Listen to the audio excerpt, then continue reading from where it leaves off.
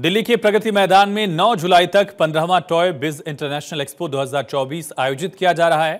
35 देशों से करीब 150 से ज्यादा प्रतिभागी हिस्सा ले रहे हैं और मेले में जाने के लिए कोई प्रवेश शुल्क भी नहीं है। सुरेश और अक्षय की रिपोर्ट देखिए।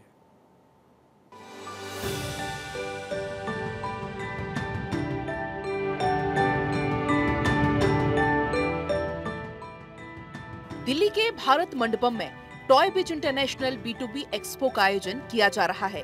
साउथ एशिया की सबसे बड़ी प्रदर्शनी में निर्माता और एग्जीबिटर्स शिरकत कर रहे हैं। TAI के वाइस प्रेसिडेंट राजीव बत्रा से भारत 24 ने खास बातचीत की। उनका कहना है मोदी सरकार के कारण चीन से खिलौनों का इंपोर्ट 80% तक कम हुआ है।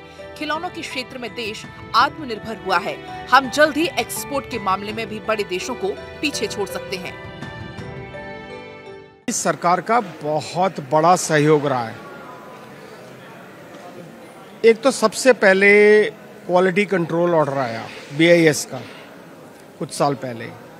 उसमें ये था कि जो हमारा खिलौना है उसकी क्वालिटी अच्छी आए, पूरे ग्लोबली हम कॉम्पिटिटिव हो जाएं उस क्वालिटी के खिलौने को बेचने से। तो हमारे सब निर्माताओं को सरकार का आया कि आपको कंप्लाई करना पड़ेगा क्वालिटी में सुधार के लिए, क्योंकि जो चीन से हल्की क्वालिटी का खिलौना आता था उसको रोका जाए।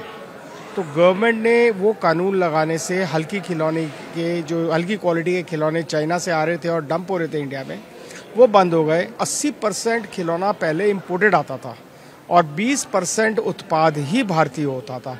अब आप उसको बिल्कुल उल्टा कर दीजिए, बल्कि मैं तो कहूँगा 90% खिलौना अब हिंदुस्तान में बनता है और केवल कुछ कंपोनेंट्स ही बाहर से आते हैं।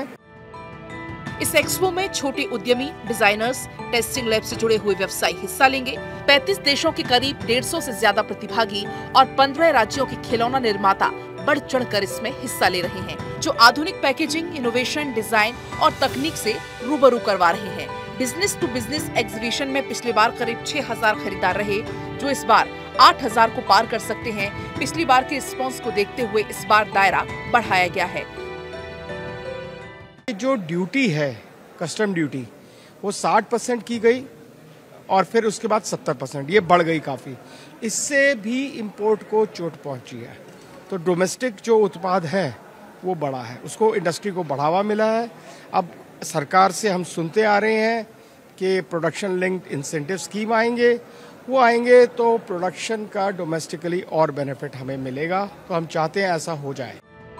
मांग को देखते हुए अब इलेक्ट्रॉनिक खिलौनों पर फोकस बढ़ रहा है। खिलौनों की क्वालिटी सुधरी है, एक्सपोर्ट की ओर बढ़ रहे हैं। सरकार भी एग्जीबिशन लगाने में सब्सिडी दे रही है। इसी तरह वैश्विक स्तर पर कारोबार पहुंचाने में मददगार साबित हो रही है। 2020 में इस प्रदर्शनी में कई भारतीय खिलौना विक्रेताओं ने चीन से खिलौनों को भेजा था, लेकिन इस बार स्थिति बिल्कुल अलग है।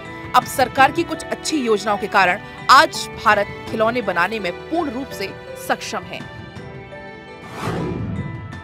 अब आपको बताएंगे अंतर्राष्ट्रीय खिलौना मेला से जुड़ी हुई कुछ रोचक जानकारियां।